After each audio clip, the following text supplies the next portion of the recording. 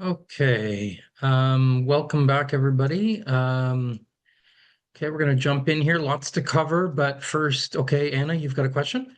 Yes, sorry. Can I just speak to you after class regarding the essay? I just had some more questions. I don't want to Sure. take time now. Sure, I'll stick around. Okay, perfect. Thank you. Okay. I just first want to go over a couple of things. I have now posted the guidelines for sorry, no, let me go in a different order. First thing, of course, is that your first half essays are due tomorrow by midnight. So before we head into our reading break, um, you've got where we have no classes next week. You've got your paper due to finish up and submit tomorrow. Um, so I just wanted to look at one thing that may be coming up. I've mentioned it before, but it's regarding the different versions of the textbook that you may be using. Uh, okay. Hmm. Why can't I find it here?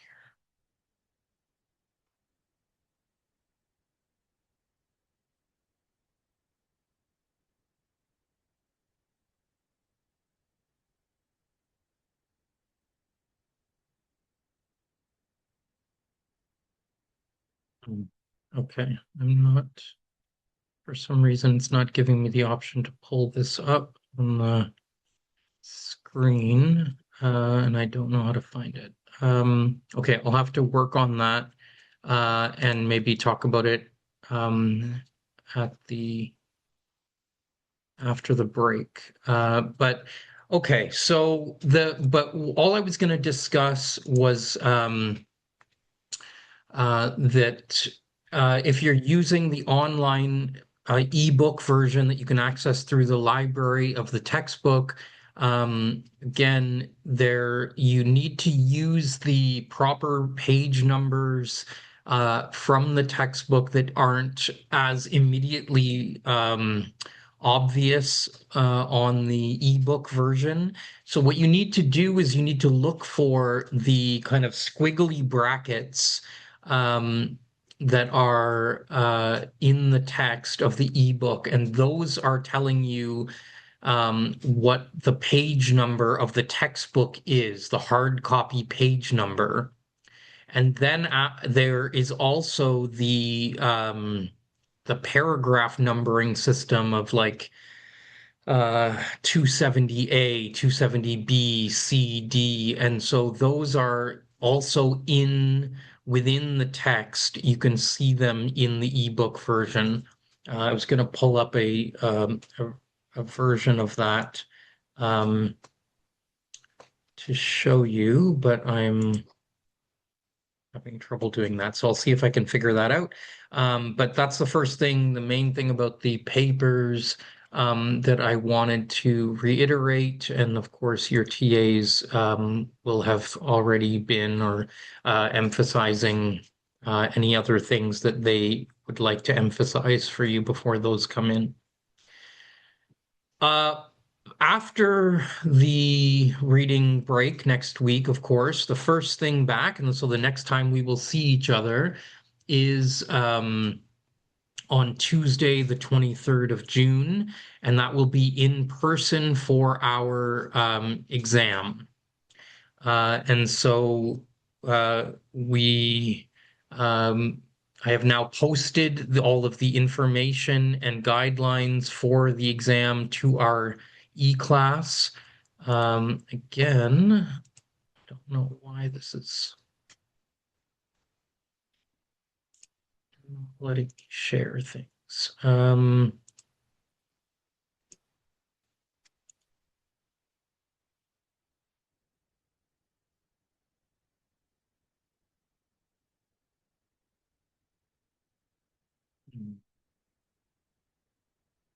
Sorry, folks. Just give me another moment because it's important that I show you a couple of things here. Oh, okay. This has appeared now. So let me show you this. This is what I was talking about earlier. So the ebook version of the Republic, what you'll see here is that this 75 that is in front of the title Republic, that's the hard copy page number of the textbook. So I've asked you when citing the textbook in your essay to cite the page number and the paragraph number. So 75 is the page number, and then you see here the paragraph numbering system where 327A, that's the first paragraph here, and then it goes on to say here C, there's a B in here somewhere that I'm just not seeing. There's a C, and then there's must be a D. Sorry, I can't see everything on my screen. And then 328A again here. So you can you can see the paragraph numbers there in square brackets, and in these squiggly brackets, I forget what the name of the squiggly brackets are. You see the hard copy page numbers. So you should be including both of those in your citations of the text. So the page number gives the more general, and then the paragraph number gives the more specific lines of the text. Okay, so that's one part. Now moving on to the exam. Can you give me a thumbs up? Can folks see this if I switch? Does it say mid-course exam information and guidelines? Is that clear? Okay, thank you. These are the information and guidelines for the exam that I have posted on eClass. So again, I've reiterated Tuesday, June 23rd, 12:30 to 2:30, our regular lecture time slot in ACE 001. So that's Accolade East, I believe, 001. 3 sections. The first is 10 multiple choice questions. I'll show you some samples of those in a moment so you just get a sense of what kind of thing I'm going to be asking or looking for. So 10 multiple choice questions. And then section 2, that's worth 10 marks. Then section 2, a list of approximately 6 quotations from various authors. It could be up to 8 quotations, might give you some more choice there. 6 to 8 quotations from various texts we've read this term. You will have to choose 2 of the quotations to discuss, to answer. So the author and text will already be identified for each quotation. For each quotation, explain the specific argument that is being articulated in the passage, situate it in the broader argument theme of which it is a part in the text, and briefly discuss its overall significance in the text. So each of those quotations is worth 10 marks each for 20 marks total for this section, section 2.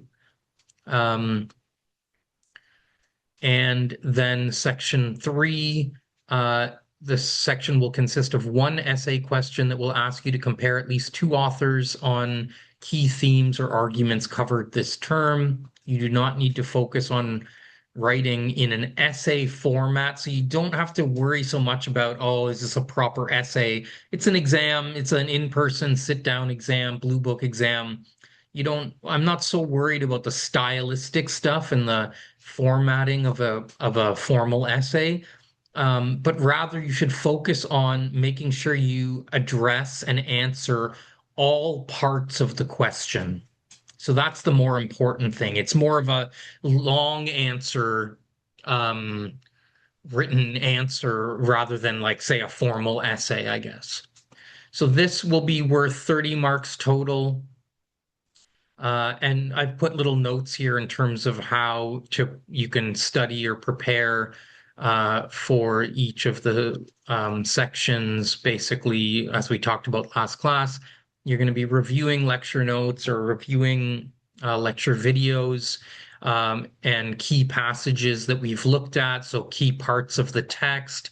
You're also going to be thinking for the last section comparatively, so you want to think about key themes that we've and big questions that have arisen in the class. I have, in several points, uh, um, uh, put up slides where I've talked about big questions big thematic questions in the class that we've kind of been talking about, especially around the relationship between morality and politics. Last class, I went through four big questions that kind of come up around that theme. So you want to look at the big questions, big thematic issues that I've raised in the class and highlighted in lecture, and you want to think about those and think comparatively among the authors that we've looked at for this term. Now,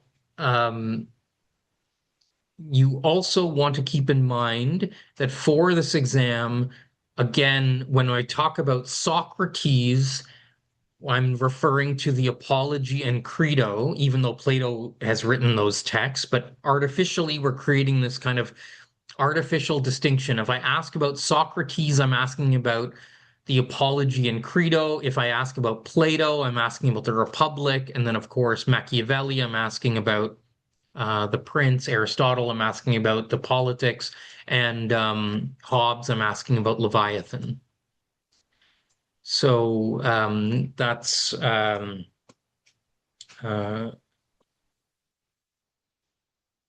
oh, and sorry, the one thing I should say here is for the two quotations in section 2 that you choose, they should be from different um, authors or texts. I'm saying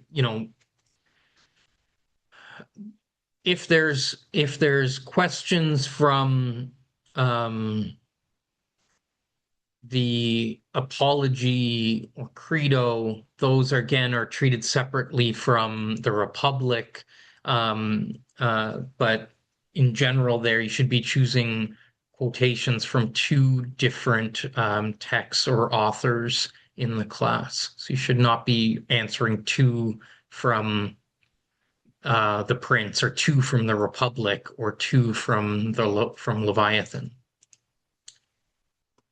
Um, Okay, so Jade's asking in the chat, can you repeat the distinction between Socrates and Plato's text? Plato, for Plato's, for Plato, we're talking about the Republic.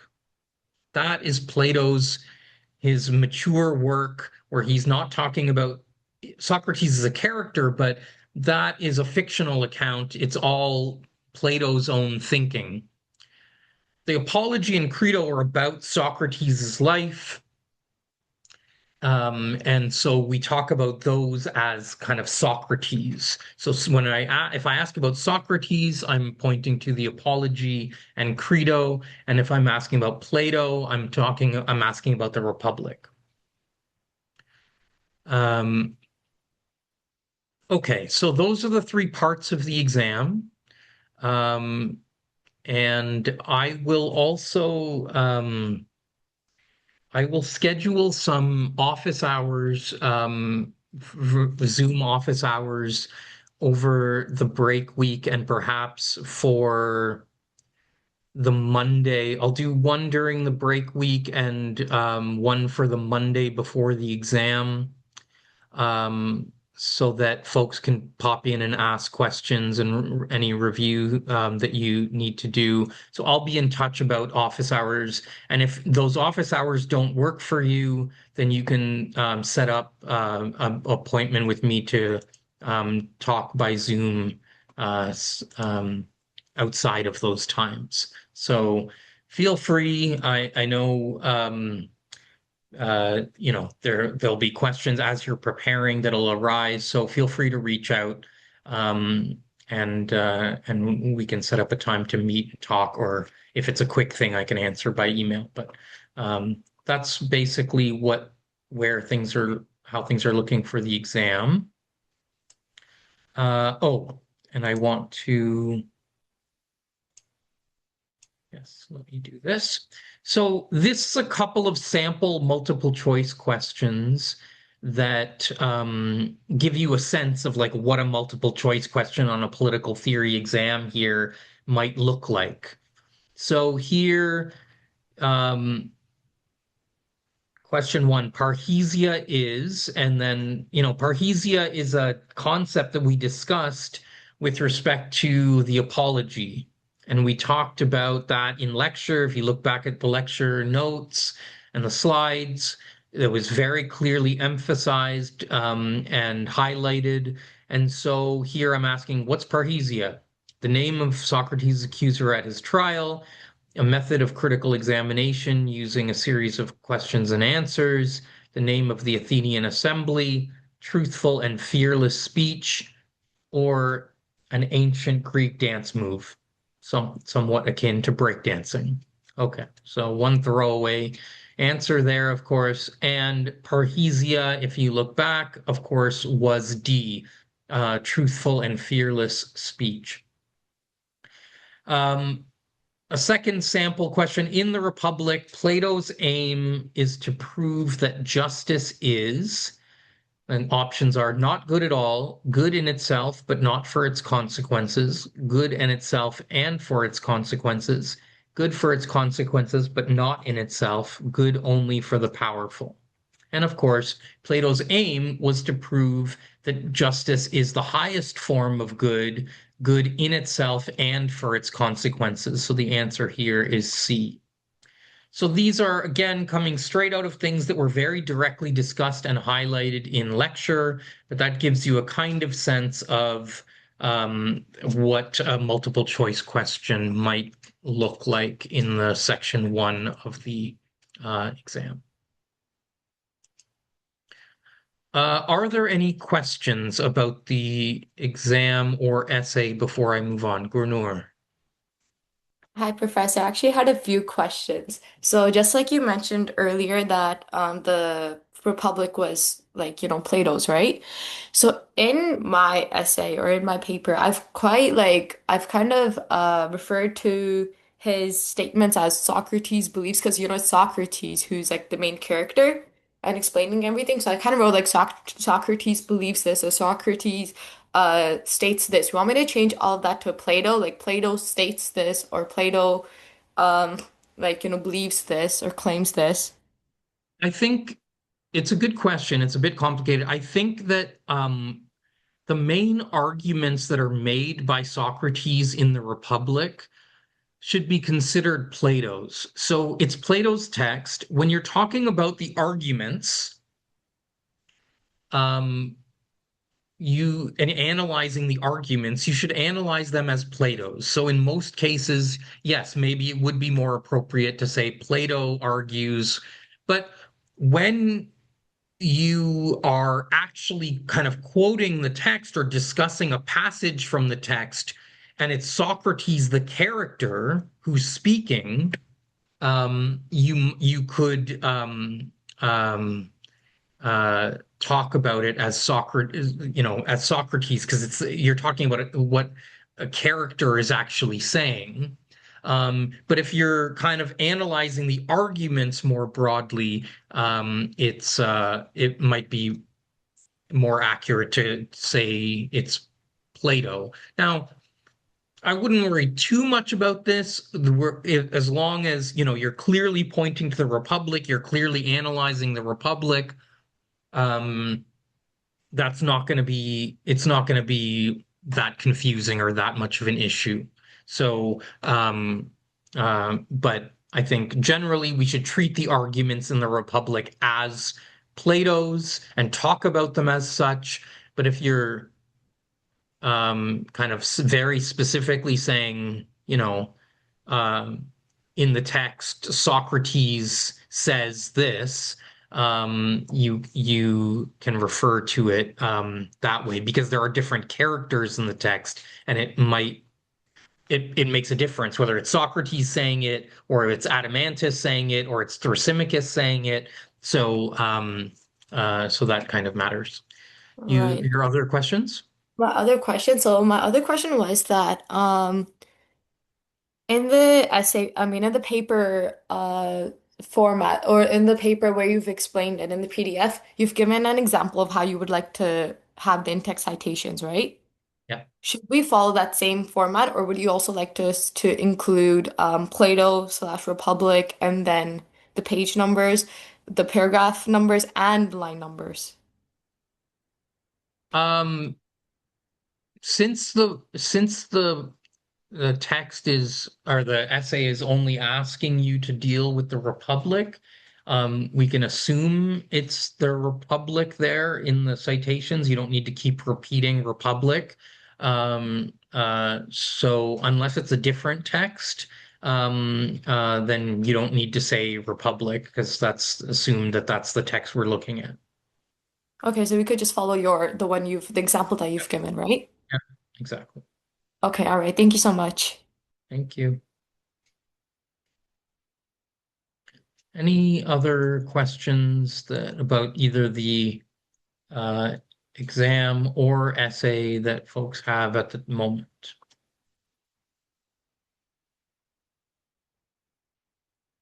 Okay. Okay, then let's jump back into our discussion of Hobbes because we have a lot to cover today, and I want to make sure we have time. So let's jump back in. Okay, so where we left off last class was that Plato had told, sorry, Plato. No, we've been talking about Plato. Hobbes had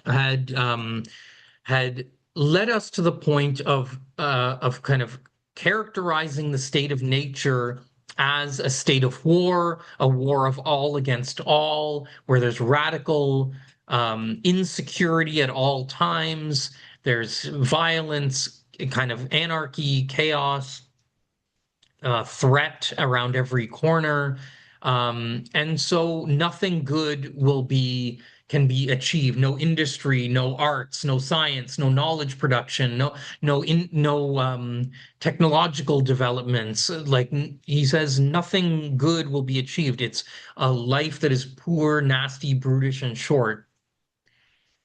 And yet he's considering this as a less of a kind of historical analysis and more of like a logical deduction from our passions as human beings, from our impulses as human beings.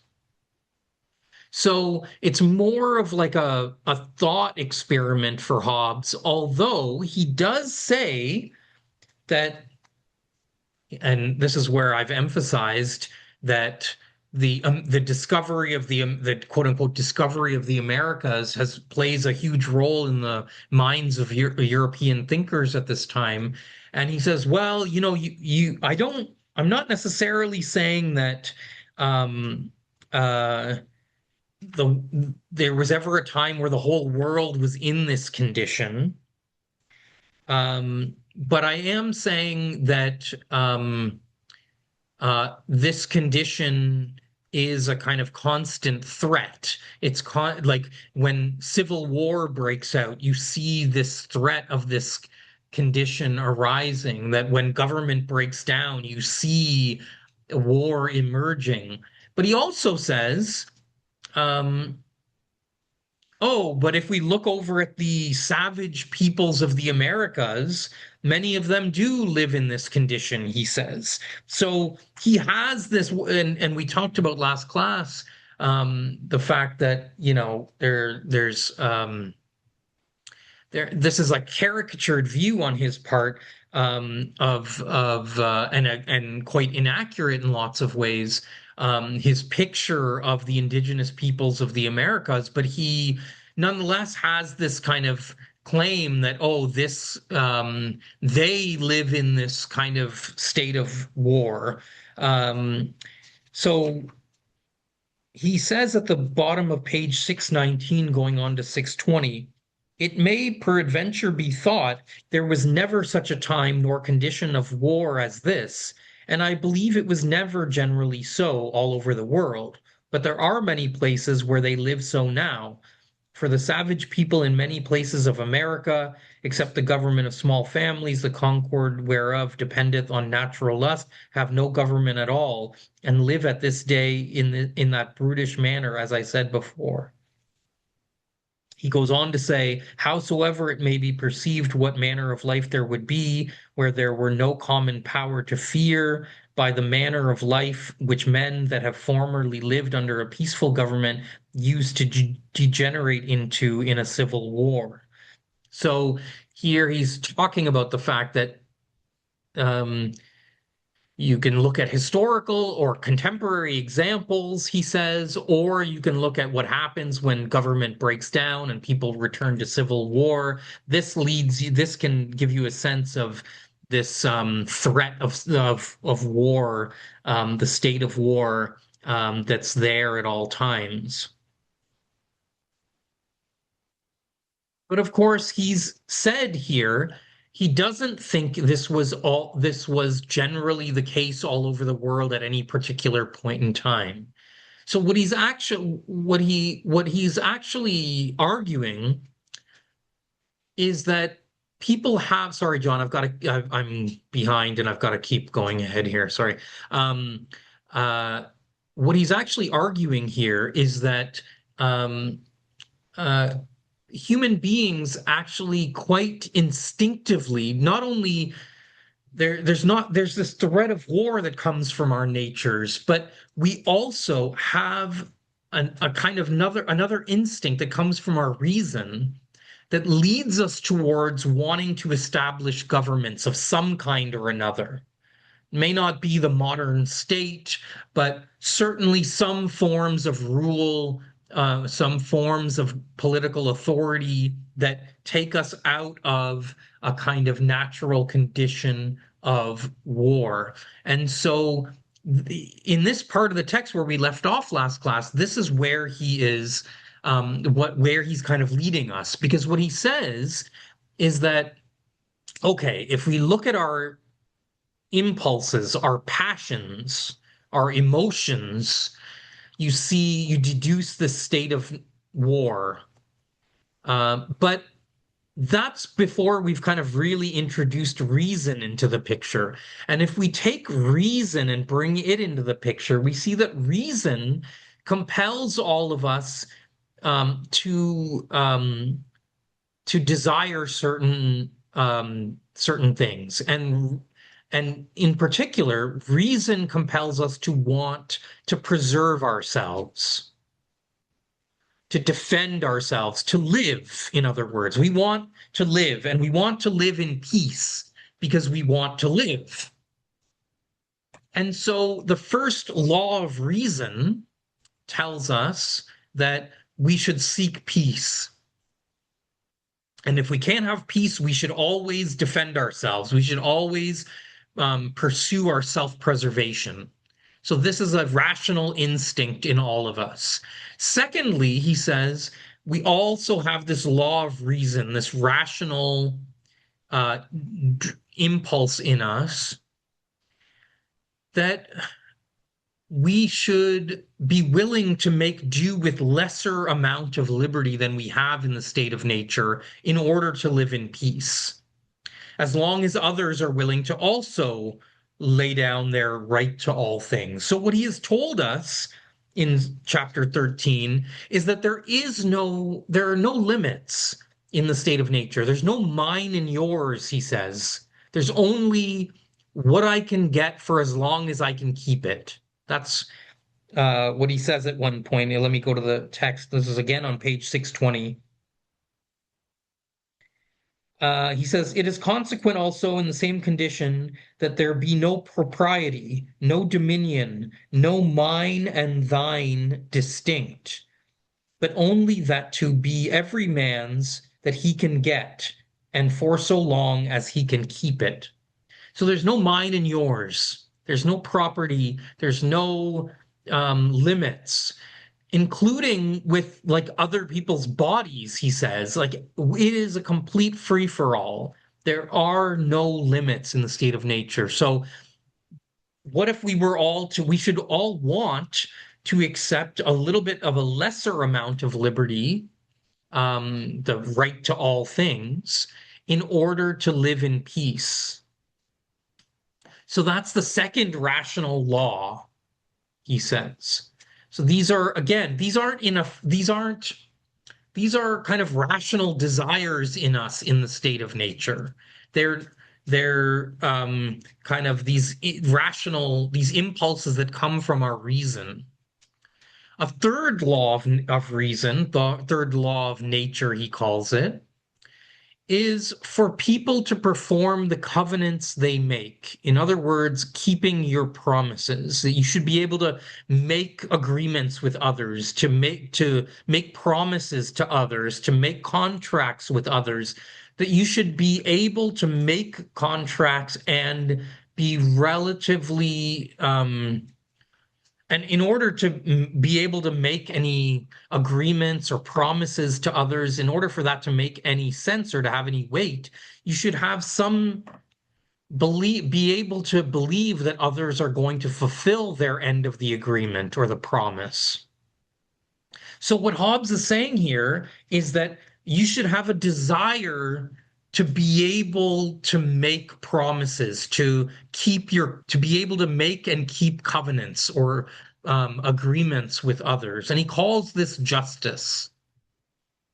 So here he is saying we have a rational desire for justice. And justice, he gives this peculiar, specific definition. Again, we've looked at lots of definitions of justice in the class. Hobbes is that justice is keeping the covenants you make, or keeping your promises in short, or in shorthand. We can think of it that way, keeping your word.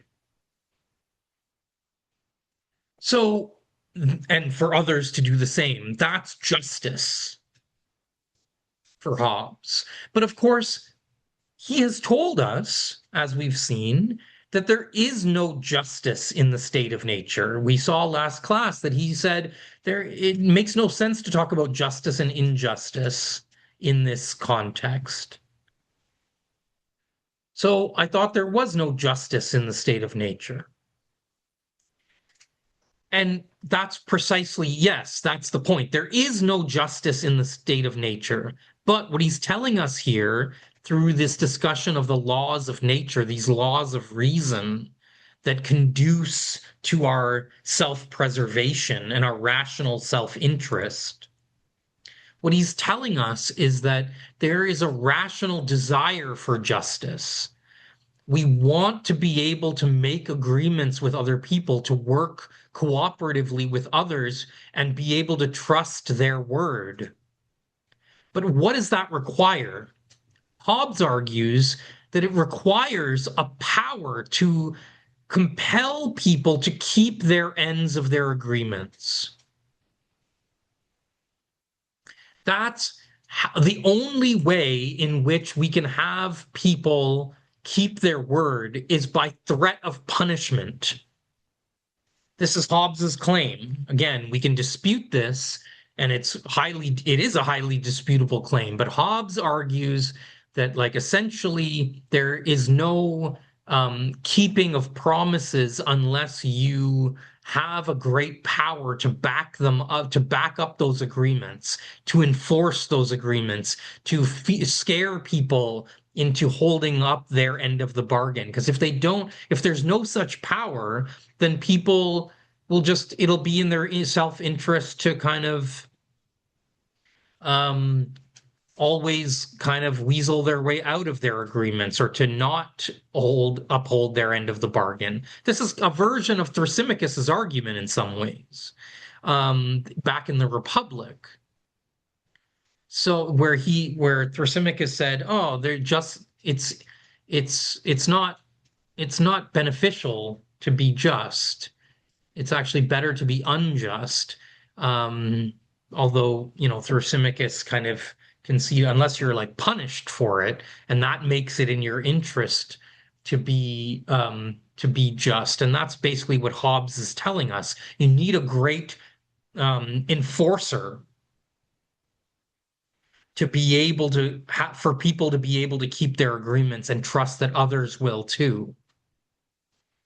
So hence the need for a great power that can create peace and enforce covenants or contracts. Covenants, agreements, contracts only become valid when there is a reasonable expectation that they will be followed by others. Otherwise, it would be irrational and contrary to each person's self-interest to perform their part of the agreement or the covenant. Words alone are not strong enough to create such an expectation. So nobody's word is strong enough. What you need in order to have any rational expectation, trust that others will uphold their end of the bargain, end of the agreement, what you need is an enforcement mechanism that can scare people into obedience or adherence. So, what Hobbes says on page 624, he says, the force of words being, as I have formerly noted, too weak to hold men to the performance of their covenants, there are in man's nature but two imaginable helps to strengthen it, and those are either the fear of a consequence of breaking their word, or glory, or a pride in appearing not to need to break it. So, crucial point here is the first part, the fear of consequence of breaking their word. That Hobbes continually comes back to that argument that you need fear. Fear is the great impulse in human beings. And in this way, Hobbes goes right back to Machiavelli, where Machiavelli said fear is the reliable predictor of people's actions. It is the reliable emotion in us, not love, but fear. And that's why fear is to be prioritized by a ruler if you have to choose between fear and love. Hobbes here is making this kind of similar kind of argument. Fear is crucial for motivating human beings. And so you need to instill fear in order to have any sense that people will be able to fulfill their agreements and their promises, their word, keep their word. Therefore, obligation only arises when there is a sufficiently powerful authority that can compel and enforce widespread performance of promises through fear. So for Hobbes, your obligation, your duty only comes from your self-interest. What Hobbes wants to say is that all of us, our main duty is not to anything else other than to ourselves and our own self-interest. And so our self-interest kicks in to keep our word, to keep our promises, to keep agreements when there's an enforcement mechanism that backs it up. So it's the enforcement mechanism, it's the great power, what he'll call the great Leviathan or sovereign, who will allow us to have any sense of justice, will allow us to be able to make covenants, agreements with one another, which is the basis for all other forms of human cooperation.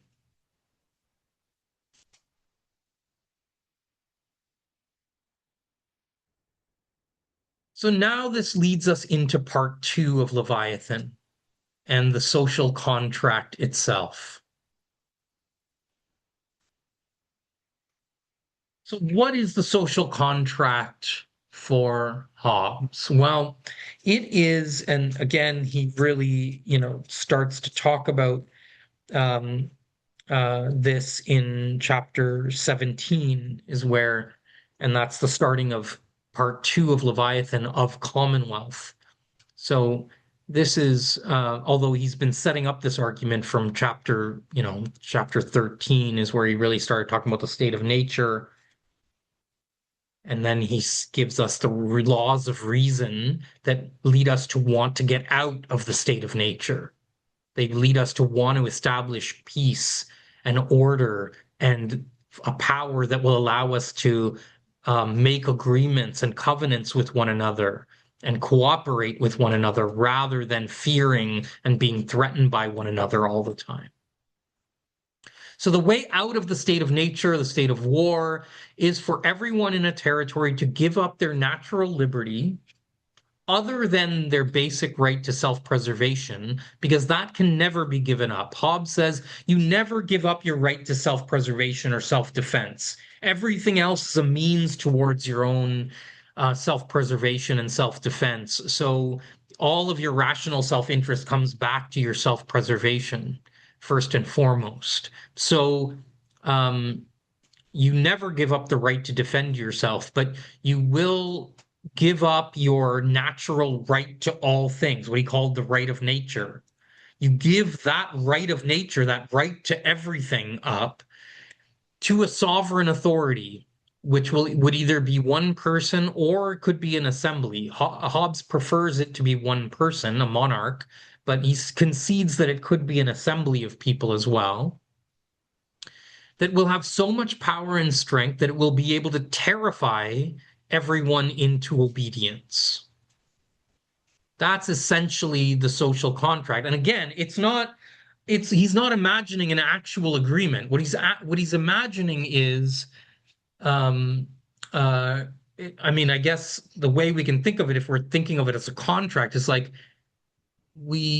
it's kind of an instantaneous moment where we all lay down our right to all things and give it to a sovereign, and that sovereign immediately is enforcing that contract on all of us.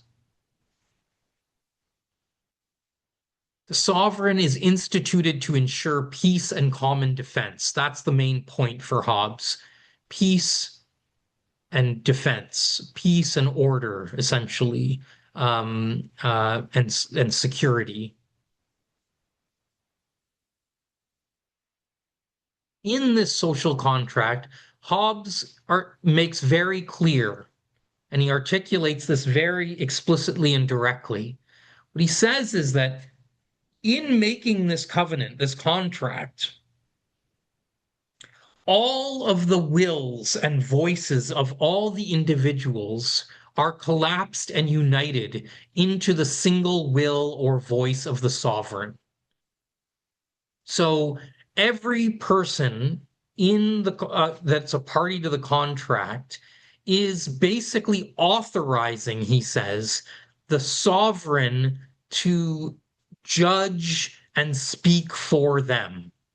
So everyone is uniting behind the sovereign and giving up your own kind of right to judge or to decide on right and wrong. You're giving that to the sovereign. Each agrees to authorize the sovereign's actions and judgments as their own. For Hobbes, this is the only way out of perpetual war. So and this goes back to a point I was emphasizing last class. Hobbes thinks the basis for this constant war is in huge part the fact that we are always fighting over doctrines, different beliefs, because we all call right and wrong different things according to our own self-interest. We're always at war with one another. So what we need is to let somebody else decide for all of us what we will all adhere to, the rules and standards and judgments that we will all adhere to. We have to give up our individual powers of judgment and standard making, and we give that to the sovereign. He thinks that's the only way out of perpetual war, for people to not think that they know best and that they will do what they think is right or wrong, but instead let the sovereign decide and authorize and treat the sovereign's voice as if it was your own. That's what Hobbes wants, for all of us to think of the sovereign's judgment as our own judgment. So again, it's a very authoritarian, if you're sensing it's a very authoritarian kind of argument here, rationale, it is. And it's quite explicitly intended to be.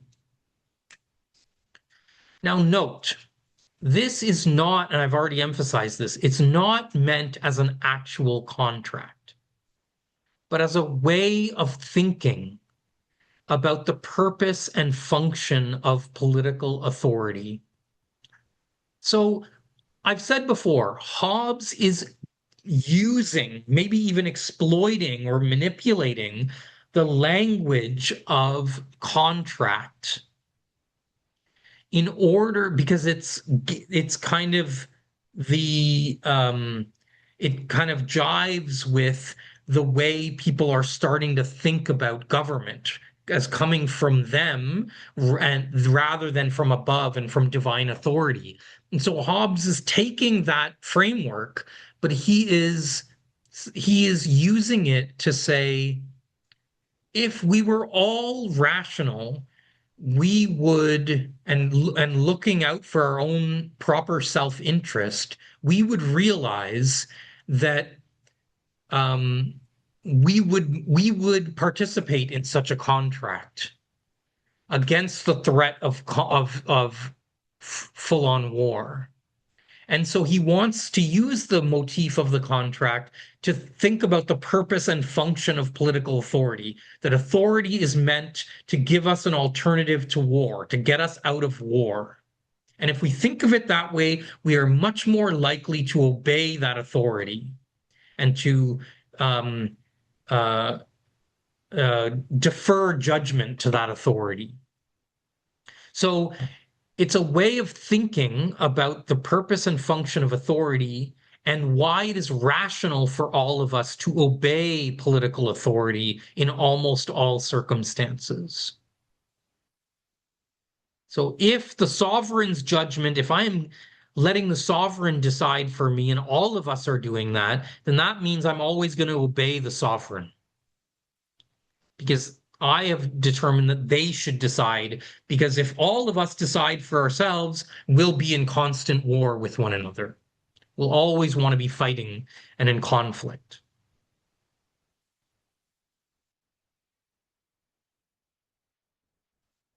Now, this raises the question of, like, what's the form of the sovereign? And I'm jumping around a little bit here because this is this argument comes out more in chapter 19. And then I'll go back to some themes from chapter 18. But the form of the sovereign, and this relates to other kind of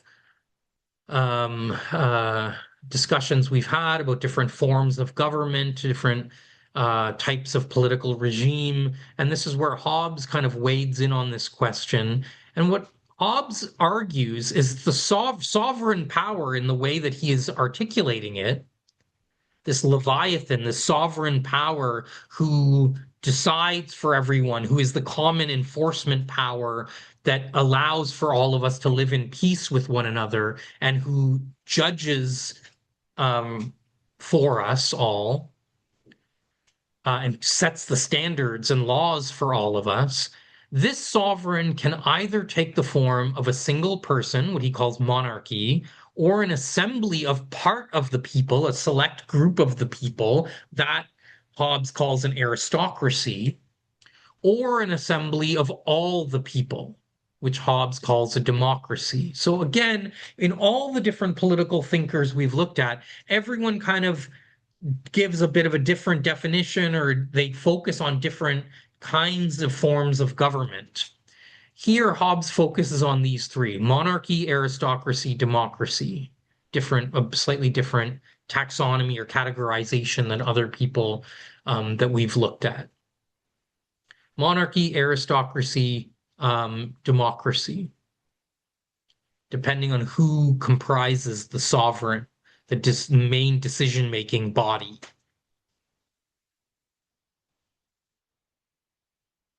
But what Hobbes argues in chapter 19 is that monarchy is actually best. And I've emphasized this from the start, that Hobbes is in the English Civil War. Hobbes is on the side of the royalists, the people who are loyal to the king. He thinks monarchy is best because he argues here that it most closely unifies the public and private interest. And this is interesting because it's like some others we have looked at kind of almost say the opposite. Remember, Aristotle said, if you've got more people, there it's less easily corruptible. Private interest is kind of less likely to take over a collective of people. Hobbes actually makes the opposite argument, and Hobbes argues monarchy most closely unifies the public and the private interest, that the good of the private good of the monarch is actually in a monarchy tied together with the public good. What makes the public strong makes the private interest of the monarch strong. So when you have very centralized authority, it harmonizes public and private interest into the monarch. And so he thinks that harmony is better because Hobbes is very concerned with conflicting wills, conflicting judgments. And he thinks anytime you have an assembly of people or a multitude of people, you'll have conflicting wills, conflicting arguments, conflicting interests. And so it's better to have one, speak with one voice, literally in a monarch. Whereas, again, Aristotle gave us quite a different argument on this.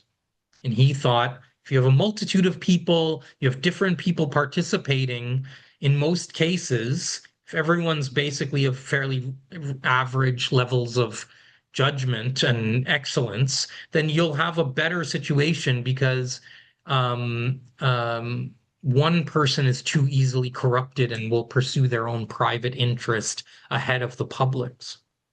He also thinks that Hobbes also thinks that monarchy is the most consistent and internally stable. Because you speak with one voice, it's consistent, it's stable, it's internally unified. Whereas, again, an assembly is always in conflict depending on the people within it.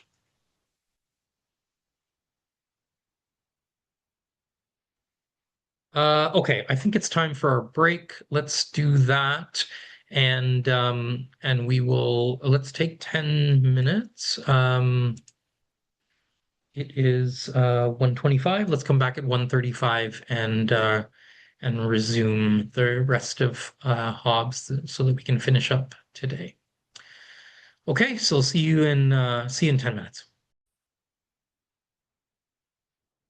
Okay, so let's jump back into the text here. I'm gonna push ahead and because we've still got a good amount of things I want to cover and make sure we cover before the end of class. So I'm gonna keep going, and I'll just ask for I'll be willing to stick around afterwards for a while to answer any questions that folks have about any number of different things, including this material.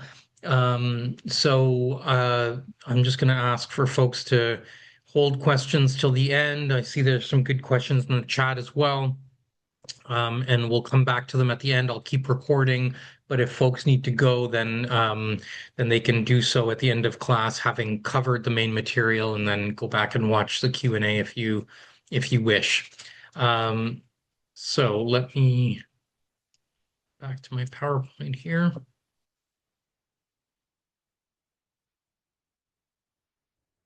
Okay, so the rights and powers of the sovereign. This is the topic that Hobbes covers in chapter 18 and goes through a description of like what kinds of powers and authority and rights does the sovereign have that he's suggesting is created by this contract. And so the way he describes this authority, it shouldn't be a surprise, is very, very total and complete power. So he thinks the sovereign needs to have immense, immense power over um, essentially anything and everything. Whether it uses that power is a different question, but it needs to have ultimate say and power, at least potentially, over everything. So the sovereign's power, he argues, is whole, it is indivisible, it is inalienable, meaning it can't be transferred or given to somebody else. It is unlimited and unconditional. It is without conditions.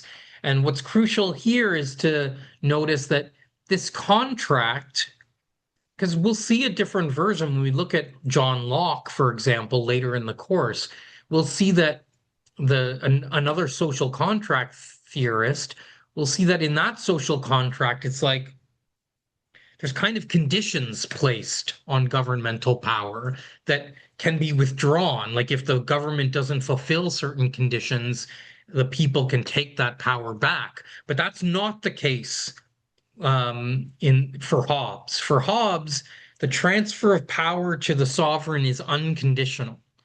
It's not based on any conditions that the sovereign has to meet. You have, in order for the sovereign to be able to effectively do its job of being able to uh, essentially terrify everyone into obedience, it needs to have unconditional power. Nobody else has power over it to enforce conditions on that power. So it is unlimited and unconditional power. Hobbes also makes clear the sovereign is not a party to the contract. Instead, it is a creation of the contract. Therefore, the sovereign, whether again in a single person or an assembly, cannot do anything to violate or breach the contract. Excuse me. Oh, apologies. I wish I had had a chance to mute there. So the sovereign cannot do anything to violate or breach the contract. There is no, and this is part of the point I was just making. There is no conditions on the sovereign's exercise of power. So because the sovereign gets created by the contract, the people contract with one another to give up their power to create the sovereign. Therefore, the sovereign is not itself a member of the contract. It is the creation of the contract that is the enforcement mechanism of the contract. Hobbes also makes clear here in chapter 18, the sovereign cannot commit injustice. Okay, so again, he's defined justice as the keeping of covenants. And what the sovereign does is make sure other people keep their covenants, keep their promises. But the sovereign has ultimate power in order to enforce that covenant, those covenants, and therefore it is not in any agreements or covenants with anyone itself. So it cannot commit injustice and it cannot be punished. The sovereign is the ultimate power and therefore cannot do anything that violates the law or anything else. The law is for everyone else, essentially. The sovereign's power includes, and this is, quite important for our sake and the theme that we've been looking at from the start, which is the relationship between morality and politics. Well, that picture should be starting to come into focus here for Hobbes. What Hobbes tells us is that the sovereign's power includes the right to determine all allowable doctrines and opinions in the Commonwealth, and to decide and enforce, to decide on and to enforce all rules of law, morality, and religion. So this all morality, all law, all religious questions, these can all be determined by the sovereign for the population. So again, these are things that people fight about all the time. So we give up our judgment to the sovereign to decide and enforce one rule, one set of rules for all of us. And so the sovereign determines all of these doctrines and opinions. He writes in chapter 18, this is page 637. Sixthly, he lists a whole bunch of, in numbered form, he lists a whole bunch of powers of the sovereign that I'm kind of going through, not in necessarily the same order, but sixthly is annexed to the sovereignty to be the judge of what opinions and doctrines are averse and what conducing to peace, and consequently on what occasions, how far, and what men are to be trusted withal in speaking to multitudes of people, and who shall examine the doctrines of all books before they be published. So everything that's published in books, all the kind of doctrines that men can speak of, these are all determined. What is allowed and what is not allowed is determined by the sovereign. He goes on to say later on this page, it belongs therefore to him that hath the sovereign power to be judge or to constitute all judges of opinions and doctrines as a thing necessary to peace, thereby to prevent discord and civil war.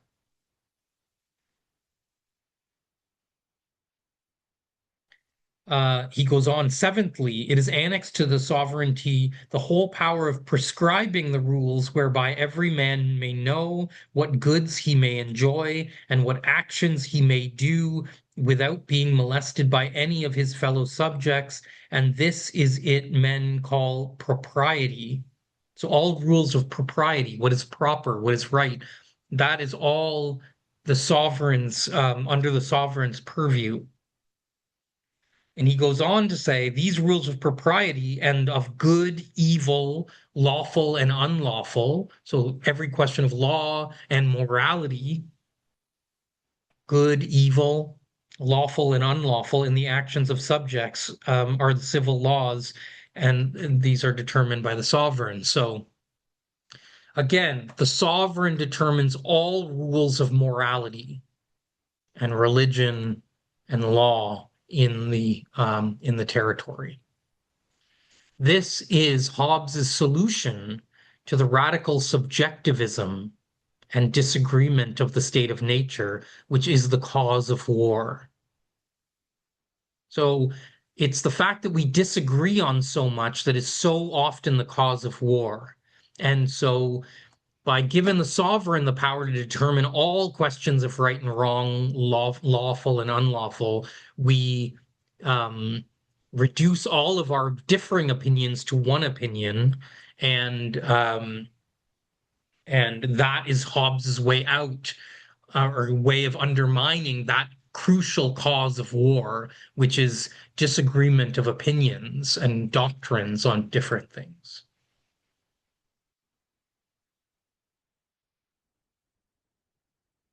Now, all of this doctrine that this argument that he's given in chapter 18 and in this section of the text about this absolute power, this unlimited, unconditional power that the sovereign has, many of you might be thinking, this sounds kind of crazy. This is so dangerous.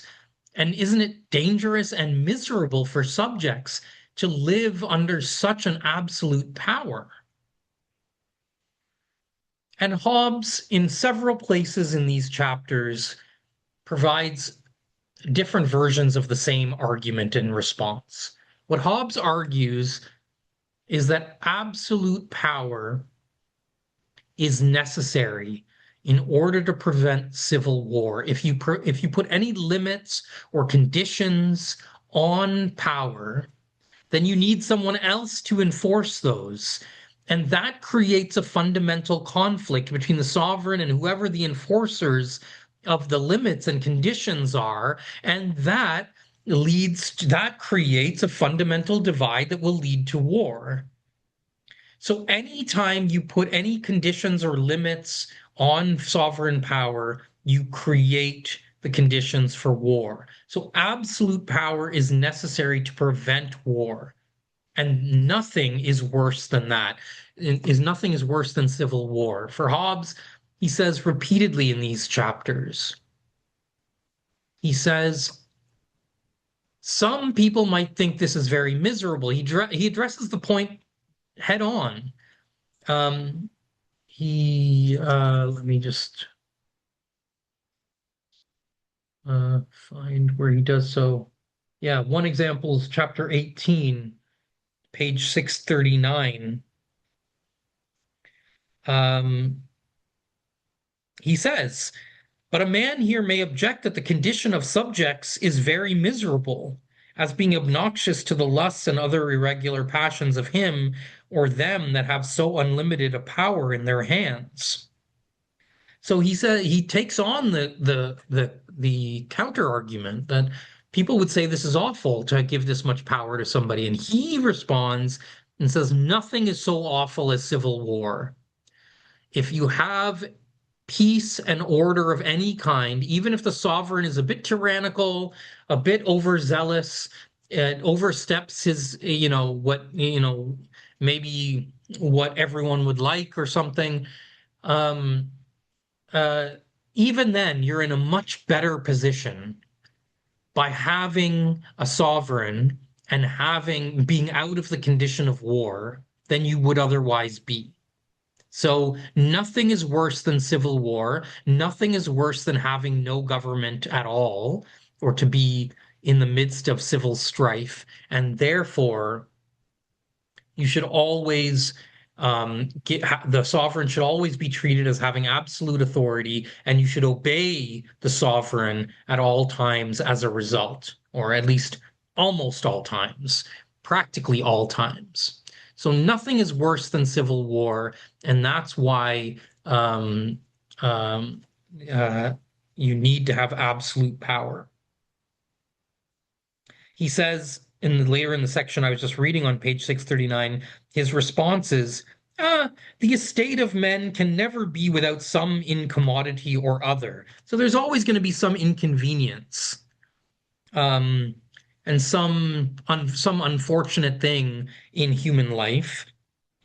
And he says, and that the greatest in any form of government can possibly happen to the people in general is scarce sensible in respect to in respect of the miseries and horrible calamities that accompany a civil war, or that dissolute condition of masterless men without subjection to laws and a coercive power to tie their hands from rapine and revenge. So nothing is worse than being without government to restrain the passions and violent impulses of the people, or to be in a civil war. So in essence, he's saying, suck it up.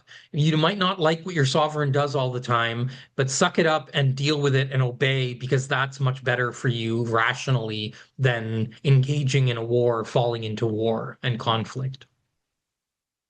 Again, very controversial claim, not suggesting in any way that Hobbes is right about this. Lots of people will disagree, and there's lots of questionable claims here, but this is Hobbes' argument.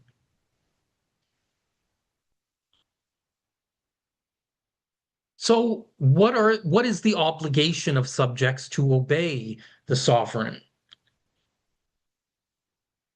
Again, all obligation comes for Hobbes from self-interest. And so your obligation to obey is an obligation to yourself, to your own rational self-interest and your own self-preservation. So all forms of obligation come from rational self-interest. What Hobbes argues is that with the way we can think about this is like the social contract creates, and this is a very vivid metaphor that he uses. He says it's like creating artificial chains.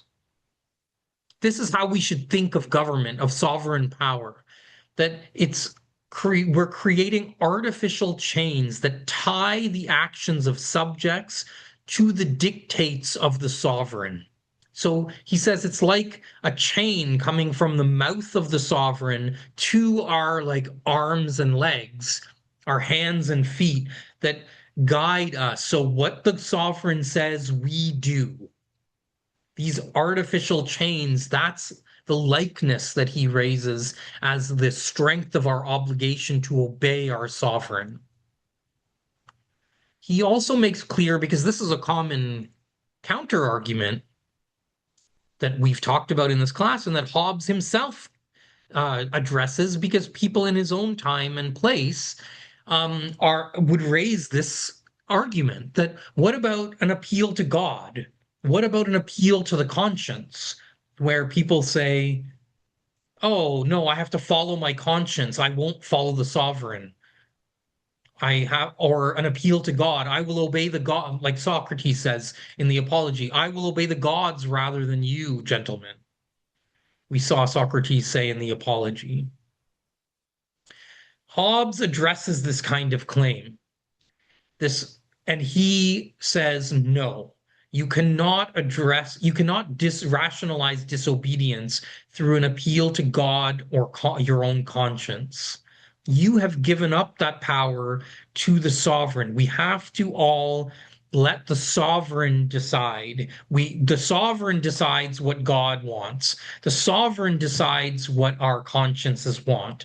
And so we have to treat the sovereign's will as our own. You cannot disagree by an appeal to God or your own inner voice or something like that. As a result, subjects are obliged to obey the sovereign, or in fact, any sovereign, as long as that sovereign power is intact and able to protect them. So again, your obligation to obey comes from the sovereign doing its job. Now, so that's, it sounds maybe like a condition, but it's like, it's again, here, it's all about Hobbes's argument is to tell us to convince us of what our self-interest is. And what he's saying is, if you are receiving any degree of protection from a sovereign, you are obliged to obey them. It's in your own rational self-interest to obey them. Even if your sovereign is defeated by another sovereign, and that sovereign immediately gains power through defeating your sovereign, then you are obliged to obey the new sovereign. Your obligation immediately transfers. So this is what I mean by your sovereign or any sovereign. Any sovereign that is providing you with protection, with order, with any degree of peace, you should obey, and you're obligated to obey you're obligated to your own self-interest to obey them. So whether it's your sovereign or your sovereign is defeated and another sovereign immediately kind of steps in, you should immediately transfer your obligation to the new sovereign. Excuse me. So, but Hobbes addresses the question in chapter 21 of like, what about freedom? What about liberty? And Hobbes's point on this, his argument on this, is that your freedom or your liberty consists of whatever the sovereign allows you to do. In other words, where the law is silent, where the sovereign doesn't compel you to do, where it doesn't legislate, where it doesn't compel you to do one thing or not do one thing, you have freedom. And that's your freedom. You should be, and there will be, he says there will be lots of things. There's always lots of things that sovereigns don't legislate on. That's your freedom. Take that as your freedom and be content. Hobbes thinks that these new doctrines of freedom, especially that are gaining more and more centrality in the modern age, and Hobbes is a kind of early modern thinker in this way. he thinks all these doctrines of freedom are really dangerous. People getting constantly obsessed with freedom and doing what they like. So no, what we should care about is peace and order and security, not freedom. So the freedom of subjects, the freedom of each of us consists of whatever the sovereign allows us to do, or wherever the law is silent, where the sovereign doesn't legislate what we need to do. You have no inherent or natural rights against the sovereign. You're not born with natural rights that you continue to have against your sovereign. Remember, he said in the state of nature, you had this right to all things, but you laid it down in the contract. And so again, that's how he wants us to think about the foundation of government. So we gave up our natural right to all things and gave it that power to the sovereign. So you don't have any natural or inherent rights against that sovereign, um, uh, because you gave those up in the contract for the purpose of living in peace. But this raises one last big set of questions, which is, can the subjects ever disobey the sovereign? Now, I've just done a whole slide on pretty much the opposite, how you're obligated to obey the sovereign pretty much at all times. But there is a kind of a pretty much there. And in chapter 21, Hobbes does concede that there are a couple small limits to your own obedience. And of course, this comes from, again, your own rational self-interest.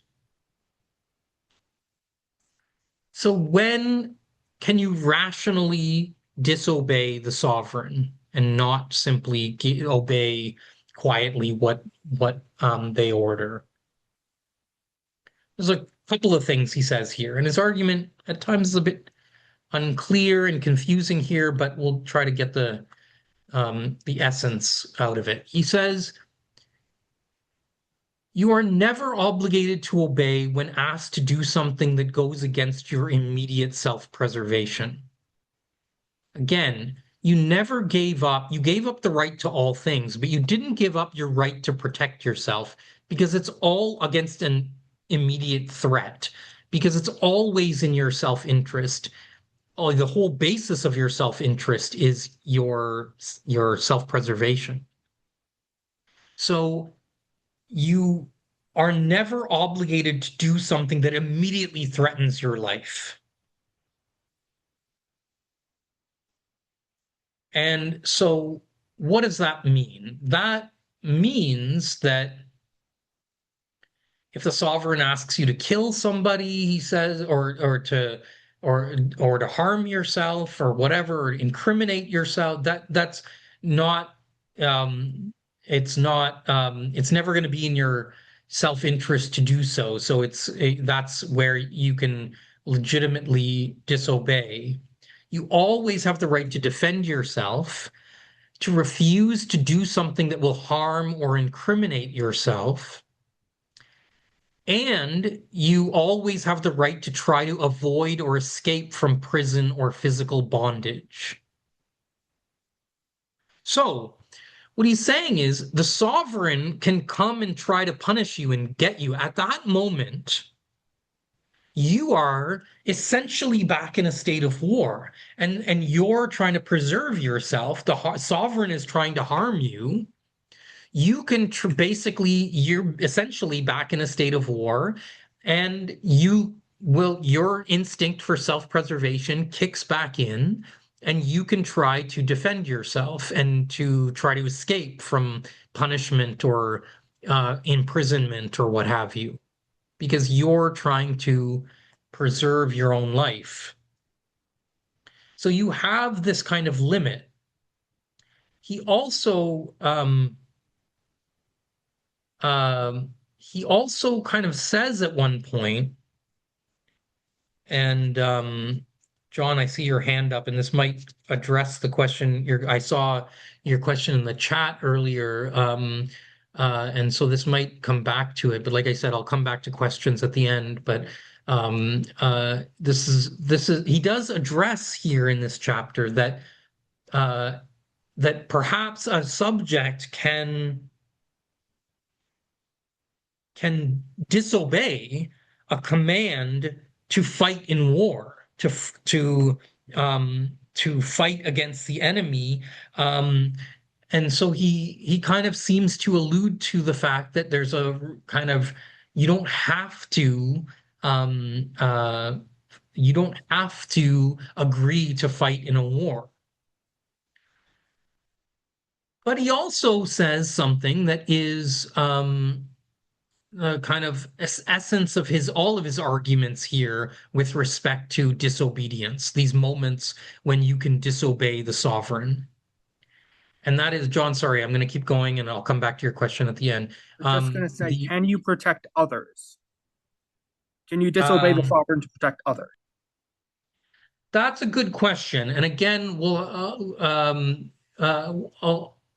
the there are moments in the text here where he almost seems to allude to that too, but I don't think we have a very kind of clear and definitive answer here. I don't think that in the logic of his argument that it makes a lot of sense for him to say you can protect others and disobey through a protection of others. It is your own self-interest that I think is the main gist of the argument.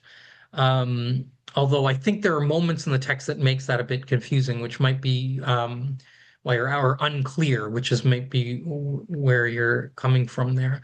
But in any case, all of these arguments for disobedience, where he leaves this slight window open for the fact that you can disobey, his point is that the sovereign has the right to do these things to you. The sovereign has the power to try to force you to fight in war, to try to force you to try to imprison you, to try to compel you in various ways, or to punish you for things you've done. The sovereign has the right to do those things. But essentially, what Hobbes says is that you are back in a state of war at that point, and you have to decide whether you would rather disobey the sovereign and therefore go up against the sovereign's might, or whether it's better for you to obey the sovereign and do what they. So, would you rather obey the sovereign and peacefully let yourself go to jail? Or do you want to try to fight an escape from the sovereign in order to avoid being imprisoned or being in physical bondage? Hobbes kind of says that's a fight. That's just a fight of power.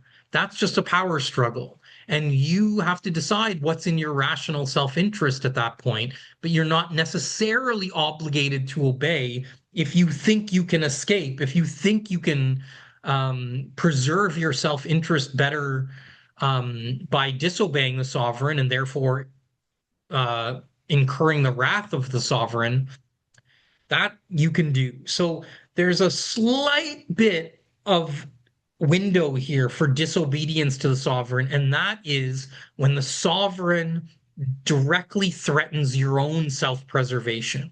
Because that's the whole point of obeying the sovereign, is to preserve yourself, is to be in a better position to preserve yourself. So, so if you think the sovereign you're better off disobeying the sovereign to protect your immediate life, and then Hobbes says, you can do so, but only under the very imminent threat to your life by the sovereign. Okay, so this now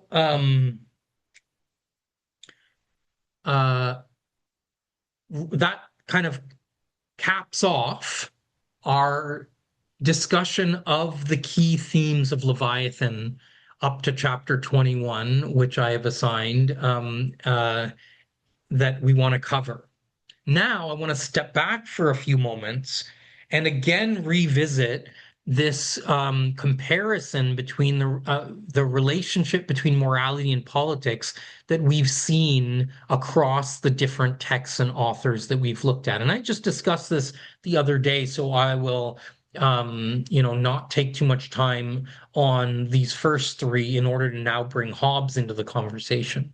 So again, what we saw was that for Socrates, the argument was that the moral life, the philosophical life, the just life, the virtuous life, all of using these all a bit synonymously, that was best practiced outside of politics. So he told the philosopher, the virtuous man wants to live the just life to try to do so outside of politics.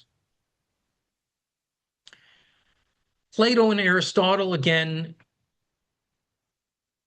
offered arguments that, in fact, politics should be part of the broader moral life, the broader moral project, that politics ideally can help us to live a moral life and the good, just life. And so politics should actually be subsumed by and be part of a broader moral framework, a broader moral structure that can lead us towards the good, contented, just life. So for Plato, that was about the rule of the philosopher kings who knew best and who would determine the rules and help us all achieve the best possible condition of our souls, although all of us won't have equal abilities there, but will allow each of us, given the limitations of each of our souls, will help us to achieve the highest form of morality that we're capable of. And politics is a system set up to help us do that. Aristotle, of course, was offered to us the argument that it's because human beings are political animals, we reach our fullest development, our highest self, through participation in politics. And so politics is a vehicle through which we can learn virtue, because it's in politics that we get beyond relations of necessity. For Aristotle, the household is about taking care of our needs and the things we are kind of compelled to need to live. But it's in politics where free people can commingle and cooperate and reach common judgments with one another.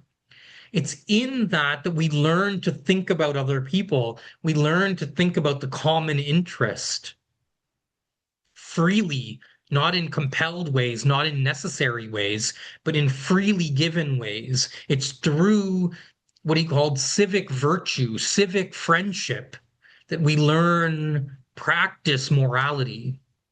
So for Aristotle, politics was a necessary vehicle to living the moral life. Now, Machiavelli, as we talked about a couple of classes ago, Machiavelli he pulls politics and morality apart, starts to pull them apart a bit more. Again, not quite like Socrates kind of said, in a very different way. But Machiavelli says, in politics, you're going to have to do immoral things, which just seems to be kind of resonant with what Socrates was kind of implying.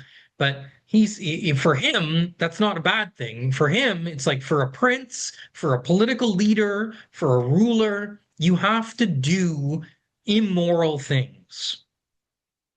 Sometimes you'll be able to do what's politically necessary and fight for what's good for the state and for the people and for your own power, and for your own glory. Sometimes you'll be able to do those things and still be what's considered moral.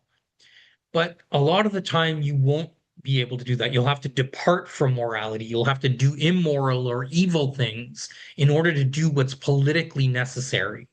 In order to exhibit political virtue, you need to dispense with moral virtue. So Machiavelli, takes the picture from Aristotle and Plato and starts to pull politics and morality apart. Plato, for example, here, the philosopher king is someone who's always doing what's moral.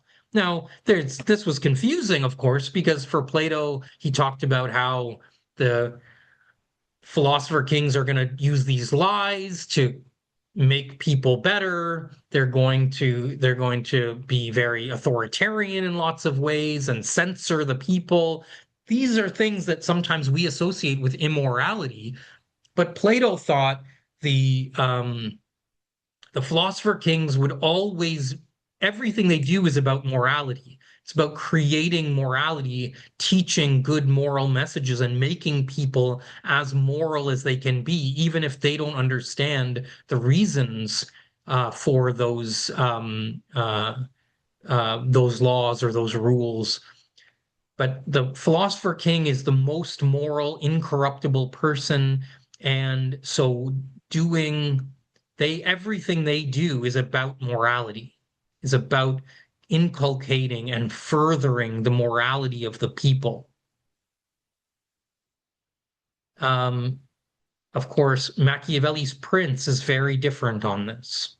Machiavelli's prince will often have to do immoral things, Machiavelli admits, in order to achieve his own power and glory and to do what's politically necessary. Now, coming to Hobbes, what we can see from Hobbes, if we try to bring him into these set of little Venn diagram type things, what relationship between politics and morality does Hobbes picture? Well, it's kind of the reverse of Plato and Aristotle, where Hobbes seems to articulate something about politics as being the overarching project. In other words, politics is about peace and order, and nothing else matters for Hobbes if we don't have peace and order and security. Those are the main things human beings need for anything else to matter.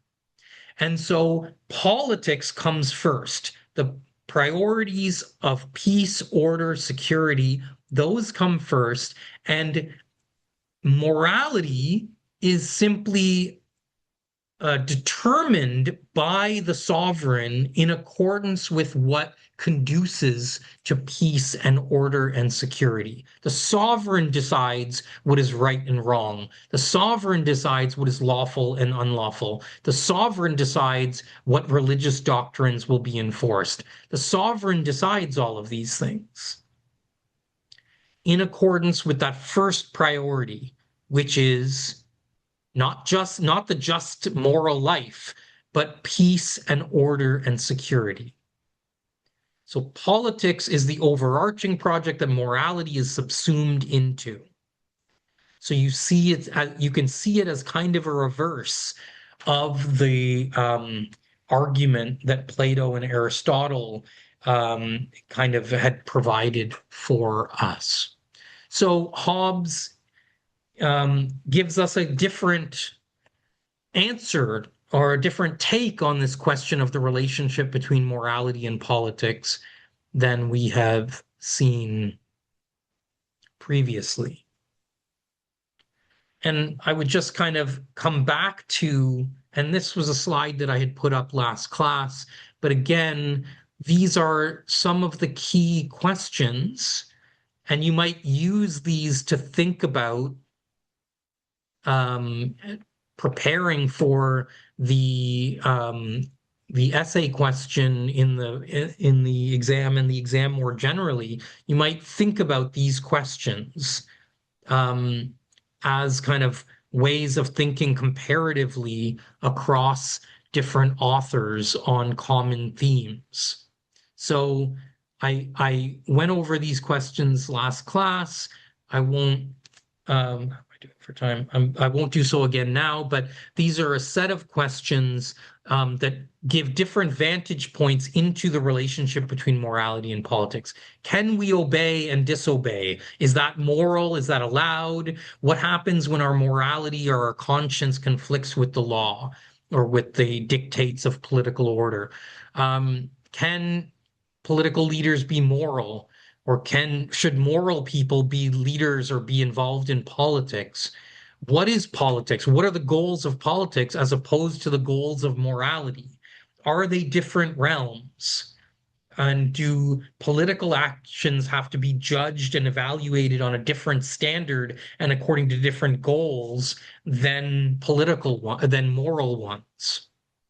And should political institutions teach, promote, or enforce morality or religion? Is that the role of political institutions, or should political institutions refrain from heavy-handed dictates about morality for the people? That's another big perennial debate relating to the relationship between morality and politics. Okay, so that kind of ends off our discussion for the first half of the course. I'm going to stick around here and answer questions. I'll keep recording, but if folks need to leave, I understand. And you can come back if you wish, if it'll be helpful in your preparations for the exam or what have you, to come back and view the end of this. But I'll stick around and answer folks' questions. I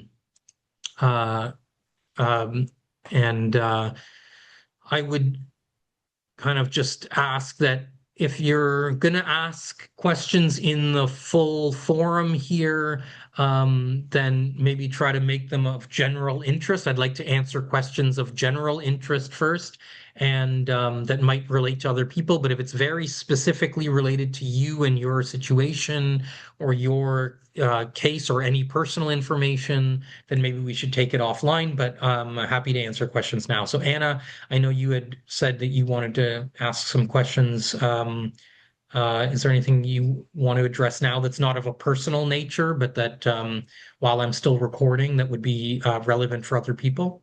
Yeah, actually, it's kind of for everybody. Sure. Just a quick reminder. I remember I asked you about this a while ago, but I forgot to write it down. Was it AP or MLA for the works cited? And then are we doing 12 points times New Roman and a title page?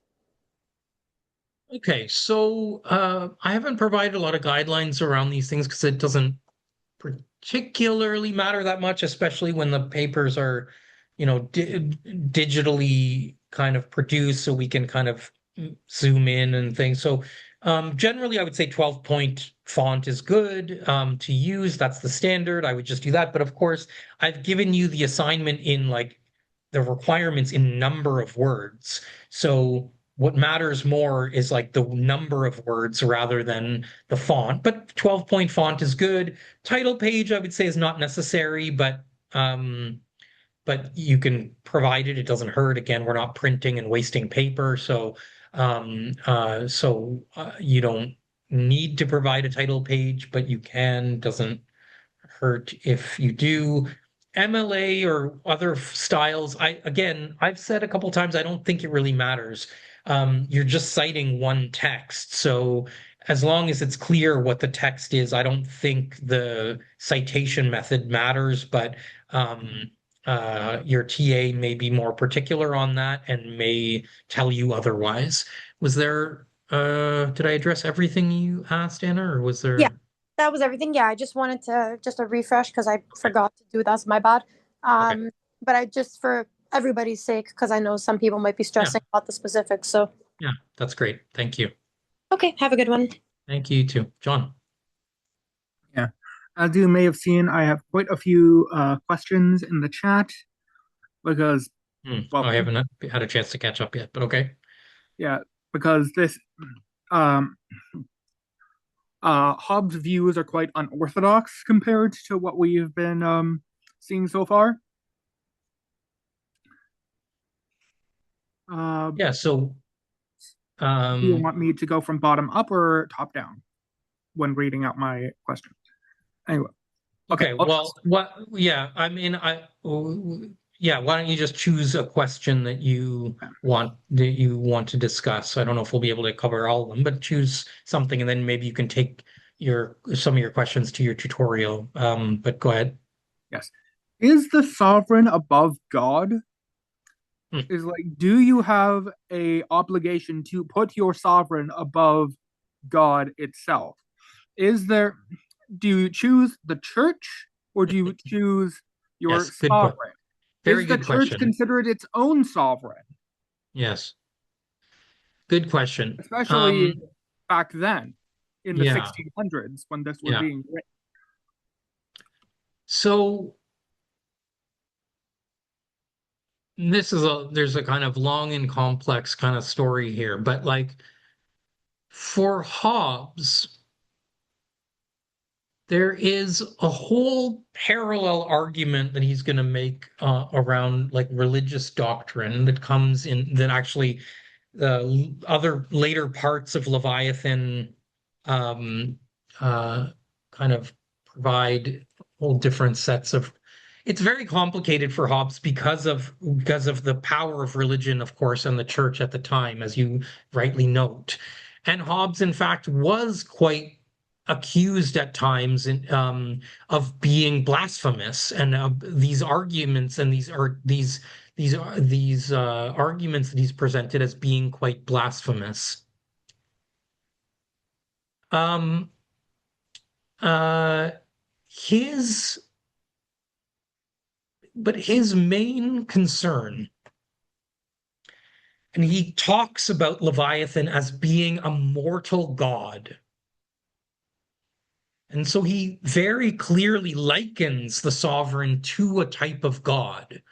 And what he says is that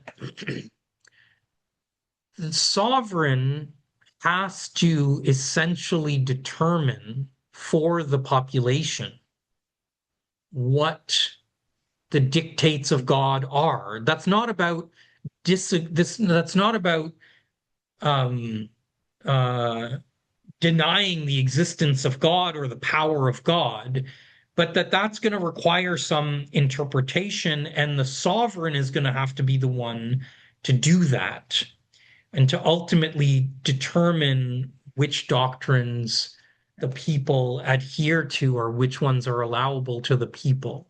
So the sovereign is a kind of mortal God who takes the place of God here and now and interprets the doctrines for God, the eternal God. Hypothetically, if the sovereign said, "Thou shalt covet, thou shalt sleep with your neighbor's wife, you should steal," would that be moral because the sovereign is saying it, and would you be Yes. obligated to do it because the sovereign is saying it, Right. or do Right. you stick with traditional religion because you have an obligation to God above that of the Yes. sovereign? I mean, by the letter of his argument, you would have to say that that's what's moral. But I don't think Hobbes really thinks that that's a realistic, like Hobbes, I think would argue that that's not really the kind of doctrinal dispute that's going to happen. That really it's going to be about more subtle things, that they're very clear doctrines like that are not going to be ones that the sovereign is going to compel the opposite of.